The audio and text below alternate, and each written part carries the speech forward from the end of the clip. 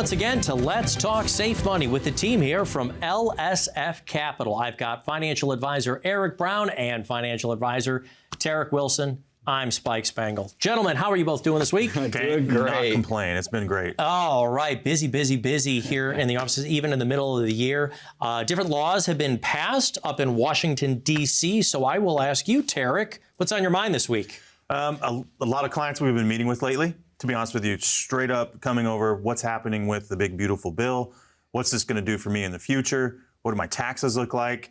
And I guess that's kind of why we're doing the show today a little bit, is really trying to figure out what the next 3, 4, 5 years look like for people and what they can expect coming from the taxes that are going to be updated here in the tax code. Yeah, and I'm always telling people, how do we de-tax your retirement? Wait a second. Did you say detox our retirement or de-tax your retirement? It could be interchangeable. It goes into the segment here. We wanted to talk about how taxes are really a time bomb happening, right? It's something that we compare to a hangover. Right, it's we've had a lot of fun in the past, right? We've accumulated wealth. Okay, so the government does need to get back its national debt, right? We talk about some numbers in our live events. Yep. We talk about two numbers specifically. The 36 trillion is our national debt level right now and growing, and then we have $40 trillion that are in retirement accounts. So today we're going to talk a lot, right, about what these retirement accounts are, what the tax implications are on those. But where do we think the government's going to go to make up a lot of this national debt, that 36 trillion? Right. Another number in there, too, that you bring up that we do in our seminar is the 84 trillion that's going to be transitioning from the baby boomers now to Gen X, Gen Z, Gen Y, all the gens over the next 15 years. So if you're thinking about or you're going to be entering retirement coming up here in the next 5 to 10 years, that 15 years down the road for that transition will be the largest wealth transfer in history. And there is a great opportunity there for possibly our government to take advantage and really be able to drive down what the national debt would be through taxation on those dollars. Terek, I'm so glad that both of you had brought it up, especially though with estate planning. A lot of folks will overlook the tax element because what are the estate planning numbers are pretty huge right now, that you can leave something close to 14 million per person to your next generation from parents. It's close to 28 million or something like that you're allowed to leave to the next generation. But there's a lot of tax inefficiency before we get there, including leaving IRAs that haven't been taxed yet to our next generation. So we'll discuss that. One of the things that I wanted to bring up for our viewers right now is interactive in our program today is knowing how much you have in taxes that you're going to have to pay on all of those tax deferred accounts. We have an absolutely free tool that the team has put together for you. It's called the LSF Tax Test. It's to test for you how much you're going to have to pay in taxes on all of those tax deferred accounts. So first off, right now, you can type that into your browser or you can scan this QR code over here and get that quiz started. It's really easy. It's really fast. It's really free. Eric, you've also said, please don't be driving or operating heavy machinery, because when you get that report, what are we going to see? A lot of the times we get told it's a scary number. It really is. When we look at how much in tax you're going to pay over your lifetime. For our typical clients, we look at this, maybe say 90 years old, right? So we run these reports to say how much in tax is going to come out of these IRA accounts. The problem is you get taxed when you have to take the money out, right? We've talked about required distributions, those RMDs. So that's going to get taxed. If it's in the future, who knows what the tax rate's going to be, right? If this debt has to get paid down, we talked about taxes maybe going up to cover some of that, right? So you pay taxes there. But then if you want to reinvest those RMDs, right? If you get income out of your accounts and you say, I don't want to just live off it, I want to still accumulate, you get taxed again. And then you talked about estate planning, right? Your beneficiaries are going to get taxed. So a lot of the times we see these three big areas in a retirement account, and clients are like, whoa, I didn't expect it to be like this much in taxes over my lifetime. And exactly for what you even said earlier about those individuals with the estate planning tax of each individual and then as a family, those change from time to time. And you might unfortunately expire in a year when it's super low or it's super high. We just don't know yet in the future, but we can plan for that. and make sure it's not your plan, or make sure it's not the government's plan, but it's your plan. That's what we want, is like your plan. And to let everybody know that we are paying attention to these numbers for you, Randy in the booth just told me a reminder, it's 37 trillion. 37 trillion we are in debt, and that does not include the unfunded debt. Boy, folks, if you want to have some fun, go to the usdebtclock.org and look at all of those red numbers. Now, being 37 trillion in debt, though, I'm a little confused, fellas. I just thought that our tax cuts have now been extended permanently. Why would we be worried about taxes going up down the road? These tax rates, it seems like they're going to be locked in for the next at least 4 or 5 years and maybe beyond. Technically, they're going to be locked in. I know permanent is kind of a tricky word to use there, but they'll be till 2028 is when those are set to expire, and then they'll be looked at again from the Hill, and if they're going to be extended and what's going to happen there. We have no crystal ball. We don't know what taxes are going to be. But if we look at trajectory of where they've been in the past, from the 40s and 50s being as high as 95% tax as the highest tax rate, sounds crazy to say that out loud, but now as low as they've ever been, we're going to be moving into a rising tax environment to where we have to have that in order to keep up with everything that we promised to all of our people in the U.S. out there from a governmental standpoint. Yeah, and we always ask at our events, we say, raise your hand if you think taxes are going to go up, and every single hand goes into the air, right? Everyone's saying, I don't think they're going down. We show too on our slide, we show a chart of the historical tax rates, the ups and the downs, right? We're actually, believe it or not, we're at a low historically. If we look at the top marginal tax bracket, it is a lot lower than what it's been in the past. So It's just simply looking at historical data, looking at the support we have around it, and seeing, make our best guess what's going to happen. And that's why it's so important right now that you can use this free tool down on the bottom of the screen, the LSF tax test. If you've been saving tax deferred, like tens of millions of Americans have been for the last 4.5 decades, you're going to have to start paying those taxes when you take that money out in retirement. Either when you're 65, 66 and you start taking a little bit out, or at the very least, by the time you get to RMDs, your required minimum distributions. So right now, go to lsftaxtest.com. You can either type that into your browser or scan this QR code over here with the camera function on your phone. It is a few simple questions, few simple inputs, and you will get that report right away. Then you can call the phone number and sit down with the financial team here of LSF Capital and see what we can do about it to, was it detax or detox your retirement accounts? Let's help you detox the taxes in your retirement accounts. More Let's Talk Safe Money when we get back right after this.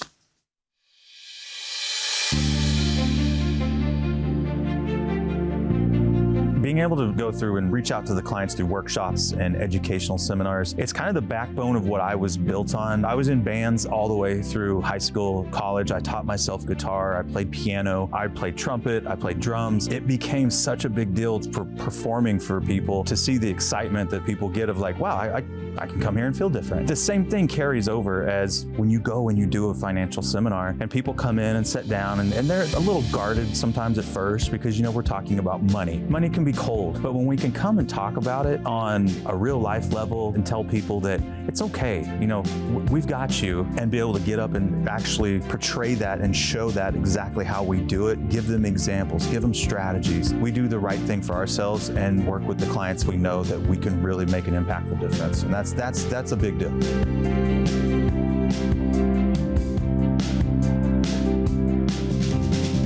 Welcome back to Let's Talk Safe Money with financial advisors Eric Brown and Terek Wilson. Filling in today for Art Athanas and Len Strickler, still out on assignment, but all parts of the growing team here of LSF Capital. Gentlemen, we're talking a bit about taxes today, but see, I've been feeling good about taxes. You're telling me we've got a tax hangover. It seems like our tax rates have now been extended, and as we were kind of discussing, it's permanently, right? The tax rates are supposed to be permanent, but we know what happens. Another Congress comes in, another presidency comes in, they're going to evaluate those and see where we're at. But the debt keeps on growing, fellas. So we've got to be aware of taxes. You guys have put together this free tool, the LSF tax test. What do people do with that information once they go through the LSF tax test, fellas? A big piece of that.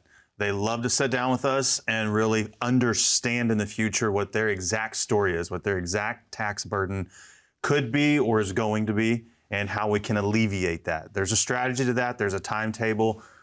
We don't always have to do all of it at once. And a lot of times we'll tell somebody, we'll say, you know, I'm glad you thought about this. I'm glad you looked at it. But in 5 years from now, when you get retired and your income is down just a little bit, it's not as high as it used to be, it might make sense at that time to start making some of these conversions or strategies to put in place in order to make sure that we get that transitioned over. We've got these lower tax brackets, though, that we're going to enjoy. Eric, even as you were saying, these are some of the lowest tax brackets we've been in. Now, the lowest tax brackets, I think, were back in 1913 when we started. It was like 1 or 2%. And then it got really, really high very quickly. There was a time in our nation where the highest tax rates were upwards of 90%. Then they came down, and when we started to discover this loophole in the tax code, the 401k, we were around the 70% and 60%.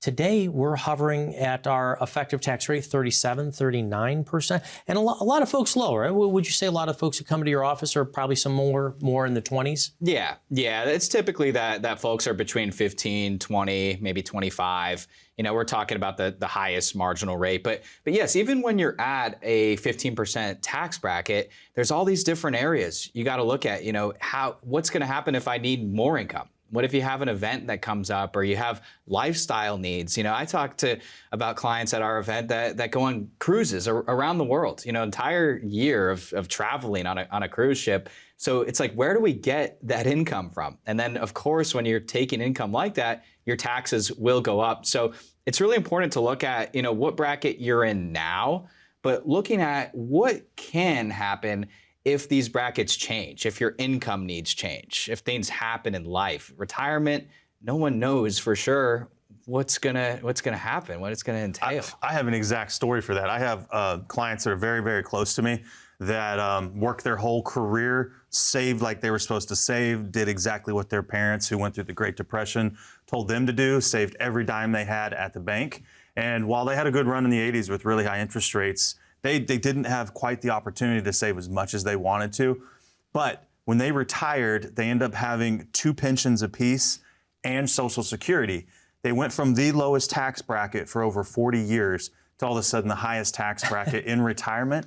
And when they wanted to pull money out to do something simple as a trip or make a small addition onto their house, they thought they were going to have to pull out a 15% tax. Instead, they were pulling out a 37, 39% tax, like you were just saying, and it crushed them that they thought they didn't plan right. That wasn't on them. They just didn't have the right people telling them the right things to do, and that's why we say put it down in a plan, and we can attain towards that and not hope and wish for the best, but guarantee ourselves that we're going to land in the right scenario. You just open up a big question that we hear very often. People will say, I'm not worried about my taxes in retirement. I'll be in a lower tax bracket because we don't have an income anymore. That is more like you don't have a paycheck possibly from the employer, but pension plan. Eric, are we necessarily in a lower tax bracket in retirement? I mean, we have to get income from somewhere. Yeah, I think that happens a lot where we'll talk to people and we're looking at them and saying, you know, you're saying you've made this much in your life, but now you're saying you still want to maintain that same level. So, you know, just because you're not working, right, that's what we're used to, right? We're used to working so long our whole lives, and that's our income, right? But income's the same thing regardless of where it comes from, right? So your version of word of income is basically anywhere where we're taking out money to be able to have our spendability. Income doesn't just mean what we're getting paid from our employer. Income it's almost like you're spending income in retirement. For example, you know, the client I was just talking about that wants to go on this cruise, and she did already. She went on the cruise and she funded it through her 401k, right? So she took out, we ask at our events, you know, how much do you think this cruise costs? And it was around $150,000 to almost $200,000 she needed to go on this cruise with her mom, who was getting older, but she needed to take all that money from somewhere. Her biggest area was the 401k plan. So all of that was income. Therefore, she's actually earning more in that year than what she was earning while she worked. So that just shows you, I mean, it's an extreme example. Not everyone's going on these extravagant trips, but anything you take from these accounts will be taxed as income in retirement. And that's why it's important to understand what your tax ramifications are, even in your retirement years, which is why the team has put together this free tool for you. Go to lsftaxtest.com. You can type that into a browser, or you can scan this QR code right now. Why don't you find out exactly how much you're going to owe in taxes on all of your tax-deferred accounts? So, I mean, for some folks who are looking at this right now, pretty easy to use, right? They don't have to have account numbers and things like that. No. They can kind of make a guesstimate of what they have in tax deferred, right? It's very simple information that you're going to know pretty much right off the top of your head. And the biggest part, though, is the results that you're going to see on the other side. You're going to get a full printout of exactly what each year is going to look like into the future. And then the best part is you're going to get the access to be able to bounce questions off of us, be able to understand where you could be in the future. And the biggest part of all that for a lot of people is it's at no cost to you, except for time that you invest in exploring your future. That's what we invite everyone to do. Go to lsftaxtest.com and make sure you understand your numbers now. Don't be afraid of what the future is going to hold. We need to know what's happening today. Yeah, that LSF Tax Test free tool. Eric, then I'll ask you, we're talking very specifically about taxes today, but the written financial plan. As financial advisors, this tax element, this is just part of what you talk about in a holistic plan, correct? Sure. Yeah, when we do planning, there's all different areas, right? We're going to talk a lot about investments, right? Investments are an area where taxes can be different depending on how you're invested, depending on if it's yielding, right? Is it a dividend stock that's yielding income? Is it an annuity, right? There's different areas where your investments will affect your taxes, but then there's the planning. There's putting together a comprehensive, holistic plan. And what we do for our clients is utilize really extensive software. So our software that we use covers all these areas. It covers taxes, inflation, it covers market risk, all these different areas. I know we're really focused on taxes, but we can look at, where we are today in our tax bracket. We can look at where we are in the future, right? So really it's sitting down with us and collecting that information to put that together. Yeah. Folks, when you call the phone number down on the bottom of the screen, we will get you started on your own written financial plan for retirement, your own retirement review, your risk review, your tax review, your income review, and you'll get those reports with the team. When you call and make that appointment, you'll also get a complimentary copy of Len Strickler's book, Way of the Financial Warrior, offensive and defensive moves to help protect you in retirement. So get started right now. All kinds of free tools for you to use. Call that phone number. We'll be back with more Let's Talk Safe Money right after this. Did you ever think your own retirement would be shared with our government? It's true. Your 401k, IRA, and pension or similar retirement accounts are in partnership with Uncle Sam. Simply put, they want their tax dollars, and you have them. With our latest tax calculator, you can plug in your own numbers while sitting at home to see what your tax liability to Uncle Sam will be. Scan the QR code or go to lsftaxtest.com. Welcome back to Let's Talk Safe Money with the team here from LSF Capital. I've got financial advisors Eric Brown and Terek Wilson. I'm Spike Spangle. How do you detox and detax your retirement accounts? We've had the free tool, the LSF Tax Test. So at the LSF Tax Test, we'll find out how much you owe in taxes on all of your tax-deferred accounts. And Terek, as you've said before, please be sitting down. Don't be driving your vehicle when you get this report. What do we do with that information, though? Is there anything we can do about the taxability on those accounts? Yes, big piece is sit down and really understand what the numbers represent. Because a lot of people have not really dove in and thought, I'm going to have a big tax bomb later in life when I withdraw this money. We've got to really understand that before we move forward. But a big part with that is understanding how we actually make it tax-free. And that's through Roth conversions. Now, a lot of people will say, is that something I have to do all at once? Because I don't want to have to spend that much money in 1 year. No, like Eric said earlier, there's a very extensive software that we use that can help us time out without moving up into the next tax bracket, and also be able to know how much we can take each year to convert so that it's a manageable tax bill that we pay on those dollars today instead of in the future. For somebody who's tuning in maybe for the first time, or they're hearing the phrase Roth conversion for the first time, let's roll it back a little bit. What exactly is a Roth conversion? What are we doing actually? So we're of your qualified accounts, so think of 401ks, traditional IRAs, those are dollars that have yet to be taxed by Uncle Sam. They're allowing us to keep them and allowing that account to grow using those dollars and then later giving those taxes back to the government. It truly does help your account grow at a much more efficient clip. Time value of money, that always comes into play.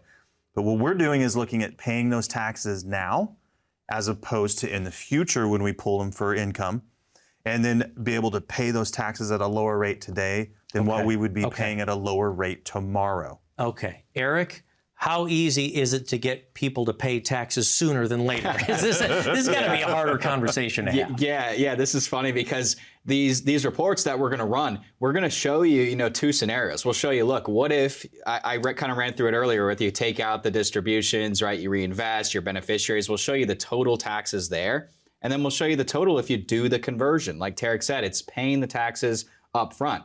Right. So, yeah, it's still going to be a big number. We're not going to sugarcoat that. The IRS, the government needs to get their money in one shape or form. OK, so we're going to show you basically just two numbers to say, look, what happens if you pay the taxes now?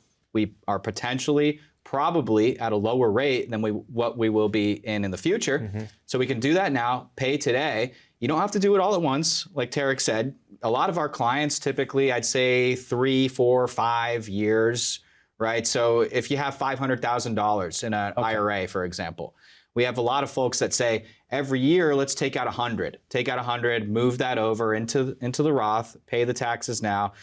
But what this report will do is show you again, side by side, where are you if you do the conversion? And then where are you if you just stay as is? Do what you will with those numbers. Like Terek said, we will reach out, we will call you, we'll go through it together, we'll plug it into our software. That can go into even more detail and see ultimately just how it's going to affect you down the road. Maybe if you don't mind, this might help motivate people. What are the advantages, again, of doing Roth conversion? Where does it help you in spending? What is it protected from? For instance, once you start taking money out and you've done Roth conversion, does it count against your Social Security? Is that still part of provisional income? Does it no longer count against Social Security? What are some of the other advantages of doing a Roth conversion? So great point. When you're going to take your Social Security, they are going to look at what your adjusted gross income is, right?